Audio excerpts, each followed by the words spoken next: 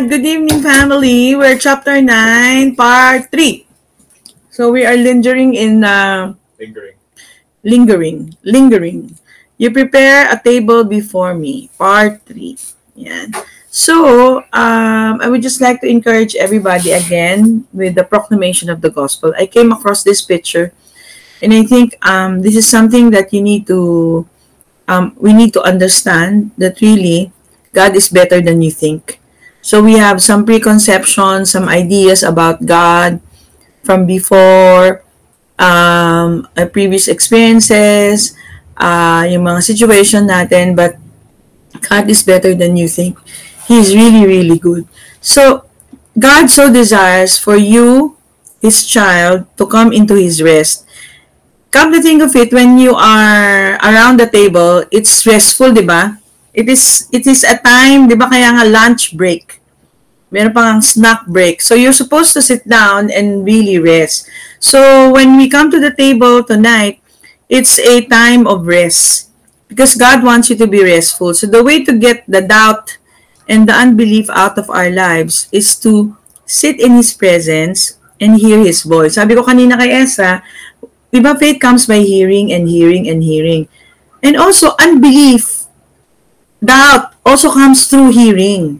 So, if you are hearing whatever rubbish things, then yun yung maano sa ano mo sa subconscious mo. So, I really suggest that you filter, that you refuse to indulge in hearing, especially yung mga cursing na ganyan, ha. Because we as believers are hearing His voice. When we hear His voice, and it is bringing us into a place of rest. So it's really very important to hear and hear. And all along, His voice has been telling you and I that He loves us, that He loves us. His love doesn't change with the situations that we are in. He simply says that you are blessed. So it seems, sometimes, you see your situation that you are not blessed. But the gospel declares simply that you are blessed, you are highly favored. And His love has always been yours. So, and it's the way to really understand it is how we see things, diba? How we see God shapes everything. Because many of us believe in God, but our perception of Him is often shaped by our personal experiences. So we sometimes we blurt out begging prayers, but actually, you know what? It's okay. God is very patient. He is not someone who will abandon you because you posted something in Facebook, which is not really covenant, new covenant, but but it's very important to have for us to have a correct perception of Him, because it will shape our personal experiences. For years, we saw Him as distant, a strict observer, waiting for us to prove ourselves. Our relationship with Him was built on striving, trying to be good enough and trying to earn approval. But that is wrong. God has never withheld His love. He wasn't standing back, keeping score. His love was constant, unwavering, and independent of your performance. Once we realize this, everything will change. So we stop trying to achieve love, but just start receiving it. Receiving the love that has already been yours. And I found the way you perceive God, how He perceives you, matters a lot. There's this passage in scripture in Luke 1, 26 to 28 in the Message. And actually, I was surprised to read this, So this was the story when the angel Gabriel, you are the bearer of good news. When he was about to tell Mary that he was going to bear our Lord Jesus Christ, you know what he said? Anyway, in the 6th month of Elizabeth's pregnancy, God sent the angel Gabriel, to the Galilean village of Nazareth, to a virgin engaged to be married to a man descended from David. His name was Joseph, and the virgin's name was Mary. Upon entering, Gabriel greeted her. You know what he said? Diba in the New King James Version, Hail, you are highly favored. But in the Message, actually ang ganda. And child of God, this is how God sees you. This is how God greets you. Good morning. You're beautiful with God's beauty. Beautiful inside out. God be with you. Sam, the Lord looks at you as you are beautiful. You are perfect. You are beautiful inside out, and God is with you. So, what is the perfect answer? So Mary said no. The perfect answer is, behold, I am the servant of the Lord. Let it be done according to your word, or let it be to me according to your word. So just receive it. Just receive it. So this is how the Lord feeds us every day from His table. You were His enemies before, separated from Him by your evil thoughts and actions. Yet, yung word na yun, very important. Now He has reconciled you to Himself. Ano yung nag-reconcile? The death of Christ in His physical body. You know that God cares about your physical body. God cares about my physical body. He wants us well. He wants us healthy. He wants us functioning very, very well. How can you be a blessing to others when you are flat on your back? Hindi, di ba? As a result, He has brought you, so the death of Jesus Christ, what is the result? The result is He has brought you into His own presence. He wants to dine with you. He wants to commune with you, di ba? And you are holy and blameless as you stand before Him without a single fault. Without a single fault. But you must continue to believe this truth and stand firmly in it. Don't drift away from the assurance you received when you heard the good news. Hallelujah. In Colossians 1:21-23. Our reality of oneness in divine union, and this is all that He is, we are, and all that we are, He is. So the word dwelling place, kasi yung table ba nasaan? Nasa dwelling place, di ba? So in you, actually, God has prepared a table. The word dwelling place in Hebrew is meona, from the root word ana. So yung mga pangalan na ana, ang ganda, no? Which means to inhabit, a place of refuge. In the new covenant, it is no more visitation. Kasi di ba palaging, Lord, visit us, ganyan. No! The new covenant heralds habitation. God has made you His dwelling place. God has made you His ana. God has made you His ana. Inhabit, a place of refuge. Ana. Our place of habitation and refuge is not the eternal city made of gold. Hindi yung pag namatay ka, pupunta ka sa langit. No. It is more precious than gold. It is to dwell in the everlasting arms of God. And He has prepared a table. His fresh bread, His word. You are in Christ as Christ is in the Father, and Christ is in you by the Spirit. Simply see it and enjoy it. In John 14:20, I am in the Father, and you are in me, and I am in you. So crystal clear. Diba? If you are doubting, just remember John 14:20. I am in the Father, and you are in me, and I am in you. Focus on what's important. So what is the most important? Revelation, actually. The emphasis of His word. That because of His death, He has brought you into His presence.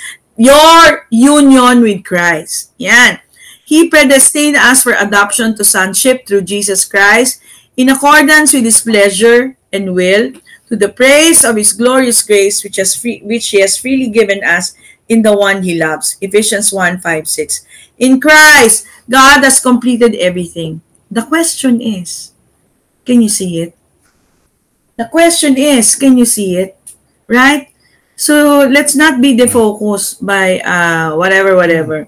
So He prepares a table in His dwelling place in the presence of enemies, of your enemies. So gawin natin jump off point yung the precious revelation of Martha when she became the gospel bearer to Mary. Sabi niya, di ba?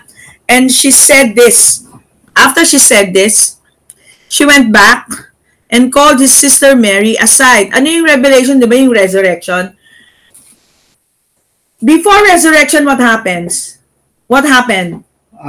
Before the resurrection, what is the needed thing to happen? For Jesus to die? Yeah! Your death, di ba? Jesus' death is your death. Before the resurrection, you have to recognize that you already died, right? And kasama doon yung sin, yung sickness. And therefore, the same Spirit who raised Jesus from the dead, correct ka, Ezra, no? The same Spirit who raised Jesus from the dead lives in you. Yun yung revelation ni Martha. So, ang sabi niya, the teacher is here. The teacher is here. The teacher is in you and is asking for you, asking for your attention. When Mary heard this, she got up quickly and went to him. So tayo, we have this privilege and we have this honor to encourage one another, to tell one another that, hey, you know, when those days comes, no, yung mga meron kang sudden curveball, no, God is with you. God is in you. And He's asking for you. Yan. So, tingnan natin yung tingnan natin yung table story dun sa anointing of the Lord Jesus when He was in Bethany. What is the meaning of Bethany? Bethany, house of the poor. Oo. So in John 12:1-7, then 6 days before the Passover, favorite kasi ni Lord Jesus, di ba?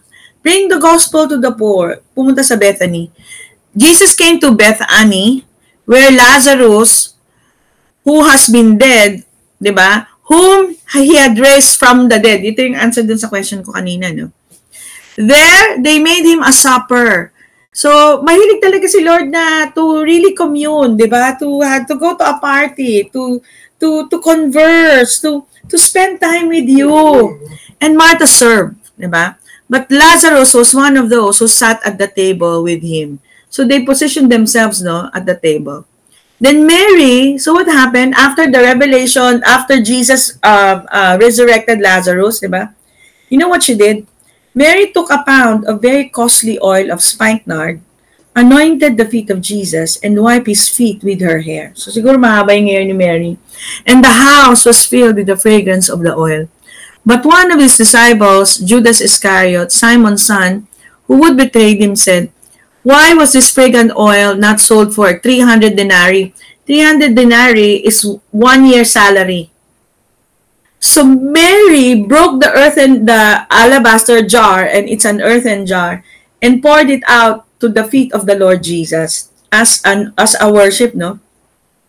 So sabi niya ganun, He did not care for the poor, but because He was a thief and had the money box, and He used to take what was put in it. But Jesus said, "Let her alone. Let her alone. She has kept this for the day of my burial." So very prophetic, very meaningful yung ginawa ni Mary, no? She was actually setting up actually and it's a memorial for the greatest event that's going to happen in the history of mankind, which is the cross, right? For the poor, you may have with you always physically, but me, you do not have always. Pero tingnan natin yung another version. Actually, dalawa yung account ito, which is in Luke 7:37-39. Okay. Naaral natin to before. I don't know if you remember. A woman with a notorious reputation in the city. So, Mary pala has a notorious reputation. Heard. Pero, di ba dati si Mary ba same it's the same. Martha? Yeah, it's the same. It's the same? Yeah. Heard that Jesus was in town and in the Pharisee's house. She arrived, purposely prepared an alabaster flask for a very expensive perfume. Standing behind Jesus, she was weeping, and her tears were like soft rain on His feet, where He reclined at the table. Letting her hair down, she began to wipe away the tears with it and continued to tenderly kiss His feet and anoint them with fragrant perfume.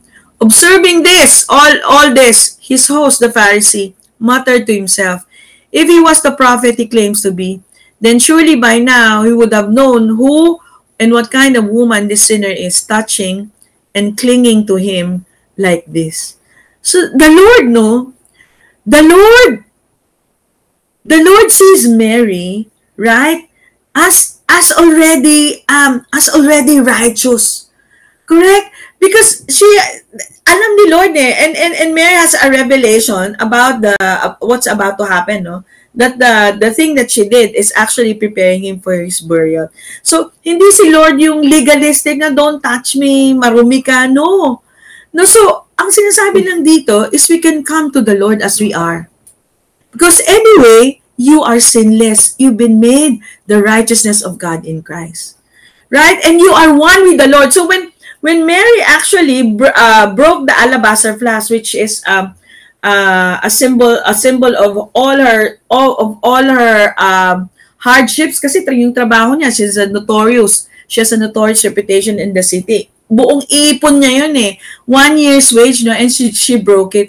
It's a symbol of being one with the Lord, right? And yung earthen vessel, di ba? Tayo yun yung earthen vessel. And the oil is the oil of the Holy Spirit, di ba? And it's a beautiful demonstration of Mary being one with Jesus. Her tears, her hair, entangled with the Lord. Di ba? And Jesus is enjoying it. So parang ganun, no, tayo, no? So whenever we cry, whenever we, just go to the Lord. Entangle yourself with the Lord. Entangle your hair with the Lord. And sit at the table. Sit at the table. So, Luke 7, sabi niya, do you now see what grace means? However much out of sync with her blueprint she was, and however many distortions were, she have been perfectly freed of all. So, to be forgiven means that whatever your sins were, they no longer define you. They were and never can be who you really are. Diba? Your circumstances, your symptoms, doesn't define who you are. Who you are is what God says who you are. May English ko, Gab. She arrived here earlier, purposely prepared with an alabaster flask of very expensive perfume to show how extravagantly much she loved me. He who does not understand the full extent of forgiveness is like the man who shows only polite appreciation. So the word charis means favor and grace. The word often translated sin, hamartia, from ha, without, and meros, which is the stem of the word morphe, form thus yung, di ba yung hamartia is a distorted perception of who God is. That lie that we believe about ourselves. So the word charis, at inulit ko. So as in 2 Corinthians 3:18, the word metamorphe with form, which is the opposite of hamartia, is without form. Sin is to live out of context with the blueprint of God's design for you. To behave out of tune with God's original harmony. The verb to forgive in Greek is apheiontai. It's the perfect passive tense which denotes an action which is completed in the past, but the effects of which are regarded as continuing into the present without end. You are forever forgiven. That's why she was crying. Nothing happens in time could possibly intercept this. Like most Greek words, this too is a compound word apo, diba? Apheiontai, away, and ami means who I am. Thus, forgiveness is in essence restoring of your true I amness with the Lord. The injury, the insult, the shame, the hostility or guilt would no longer define who you are. Hallelujah. You are who God says who you are.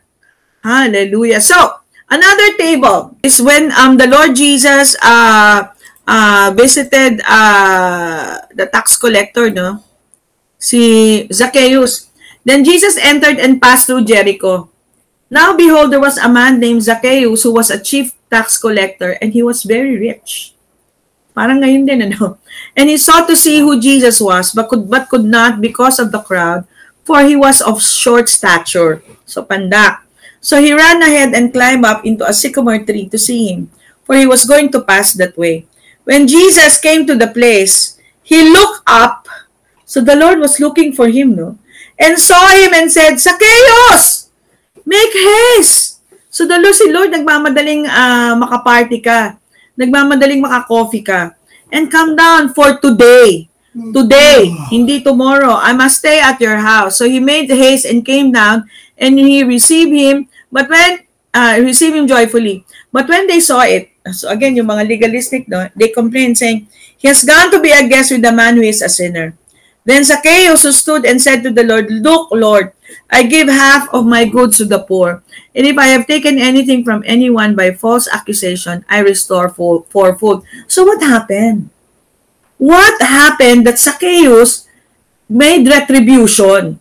That Zacchaeus said that I will give half of my riches to the poor. What happened? You know what? Actually, the Lord called him by his true name. The name Zacchaeus in Hebrew means pure and righteous.